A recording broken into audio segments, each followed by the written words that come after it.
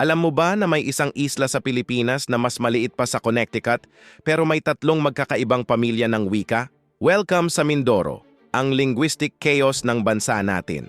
Sa Northern Mindoro, maririnig mo ang mga variant ng Tagalog. Pero pag pumunta ka sa gitna ng isla, biglang magbabago ang lahat.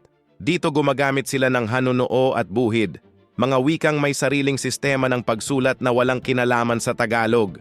Tapos sa Southern Mindoro, mas malapit pa ang mga wika nila sa Visayan kaysa sa mga kapitbahay nila sa norte.